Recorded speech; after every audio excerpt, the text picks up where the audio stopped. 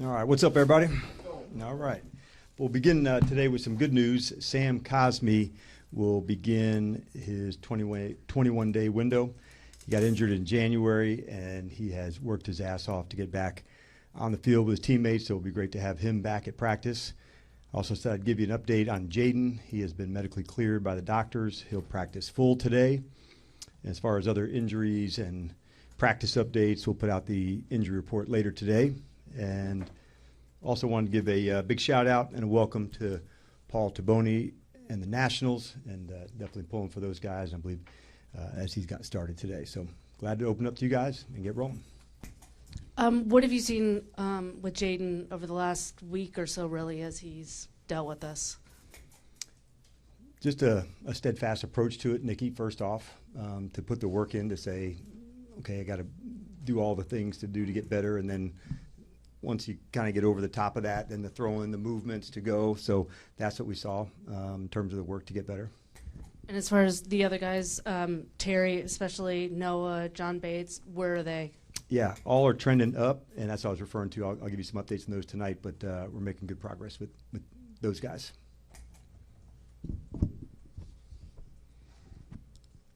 Dan, what will the next 48 hours be like in terms of what you're looking for from Jaden before you make a decision? Just real back into the fold of it, David. He'll get all the reps at the practice, so we'll be back at a full speed, the execution, the timing, all of that. That's really what I'm looking for, but he's definitely chomping at the bit to get going. So, or just running the offense, being back to himself. That was our discussion today to make sure, man, like all the looks, all the calls, and the speed of the practice. I know you understand his competitive nature, and I'm sure he understands your authority, but I wonder what those conversations are like when he's telling you I can go, and you're telling him I hear you, but not yet. Yeah.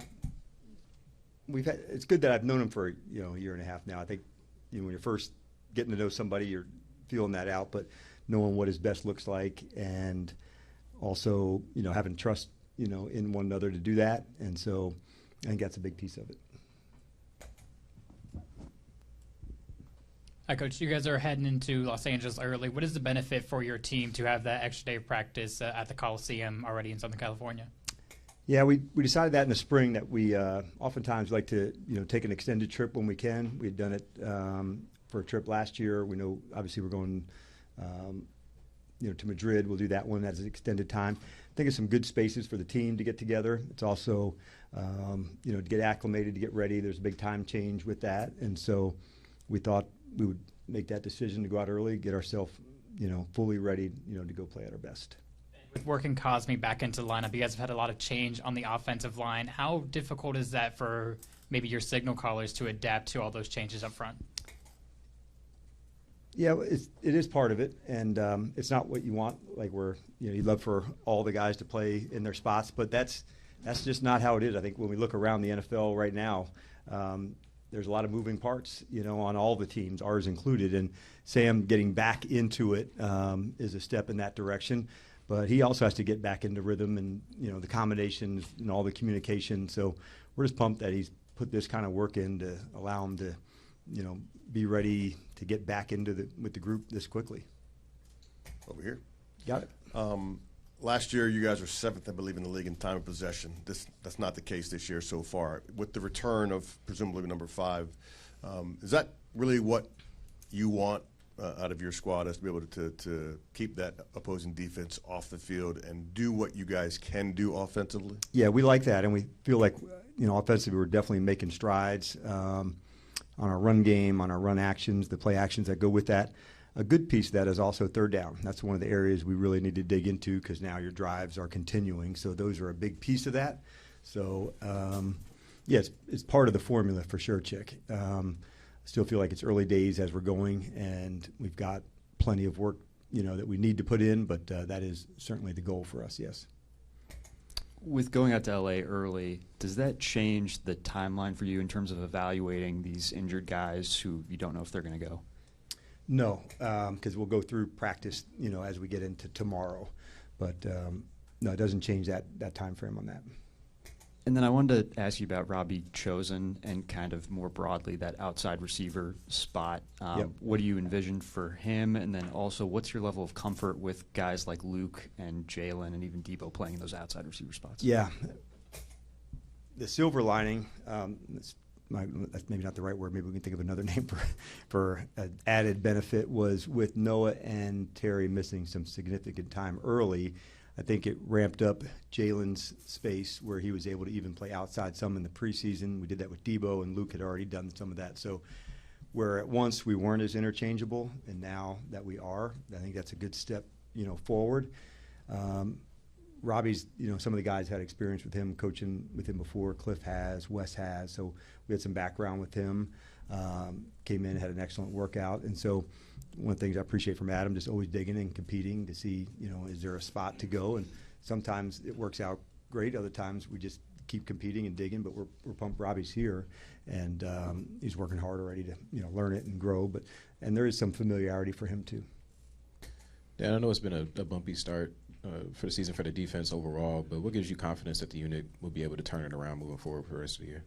A lot of confidence. I thought, there's a lot of progress that I thought, with the exception of the second half on third down. That's a big piece of how you want to play.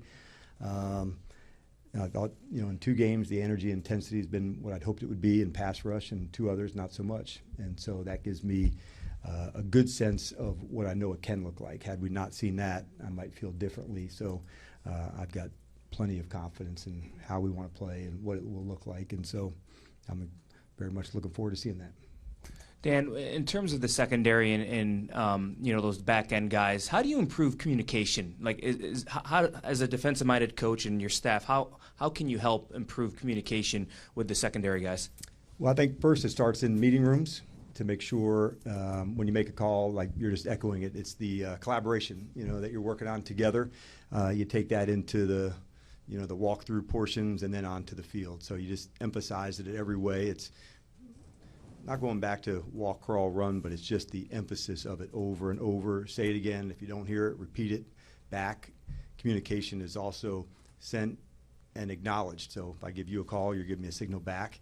Some's verbal, some's nonverbal. So like most things, you get what you emphasize, and we're certainly going to dig in hard on that.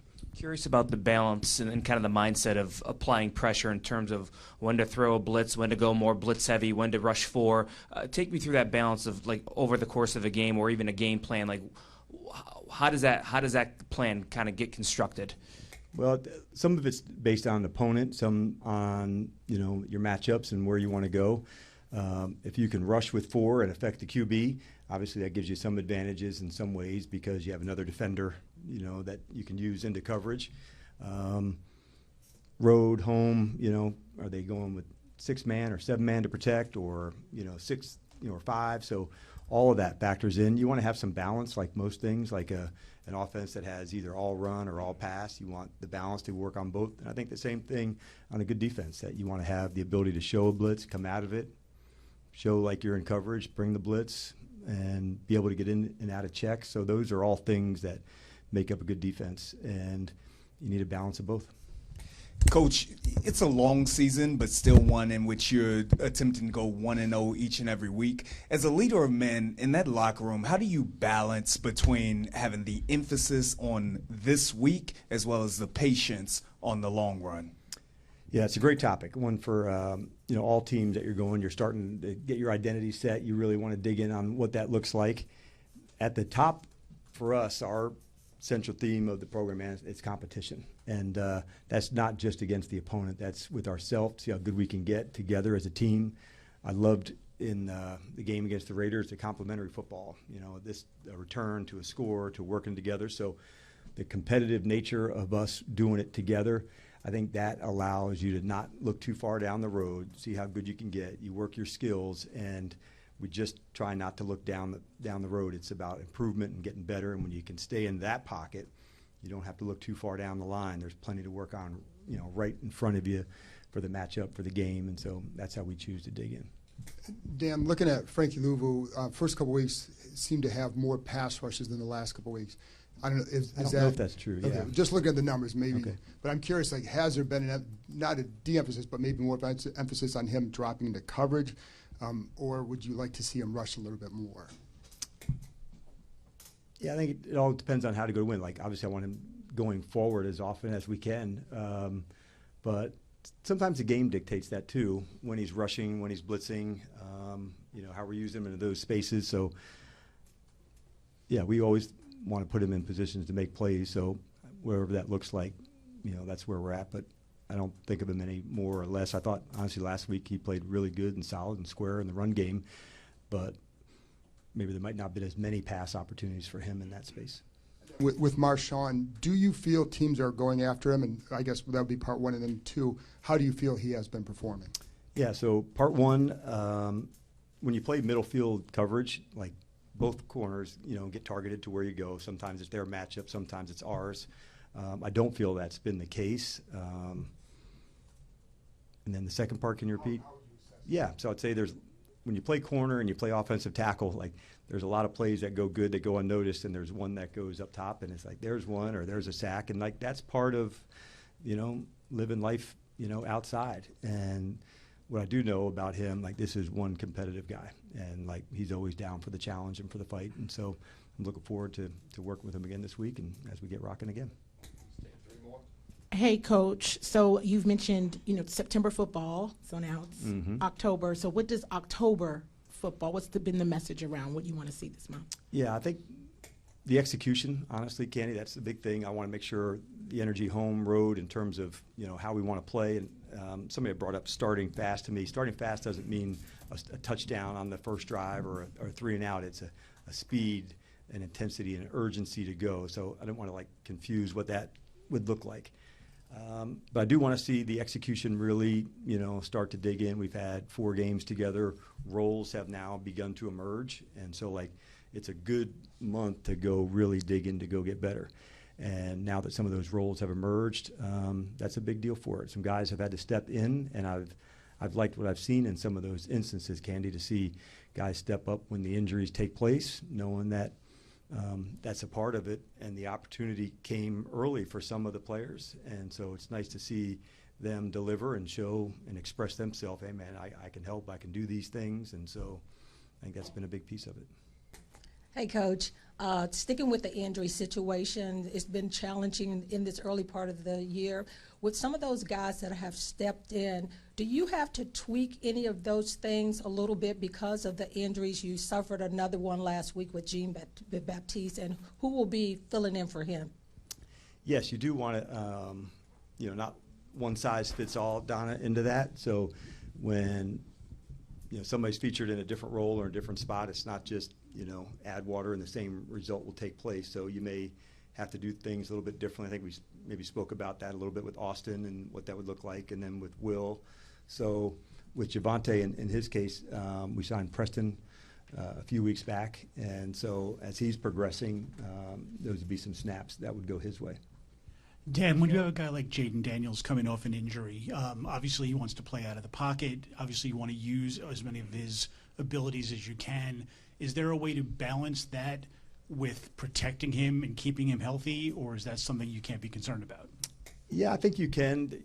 Not necessarily the calling of the game, but maybe I had said it a few weeks ago, the only thing worse than missing games is, not taking the lessons from there. And as a scramble goes, when do I get down? When do I get out of bounds? And so, Jaden's still growing too. We feel like he's been playing for a while, and so as he's into his second year, there's still things that he's growing on too. And that's kind of the fun and exciting part, that he hasn't anywhere near the top of what he's going to be. And so that lights me up. But those are some things, where do you grow? When do you take your shot? When do you not? And so those are the lessons you want somebody to learn at quarterback or at any spot. And I certainly fully expect him to do that. That's the type of competitor he is.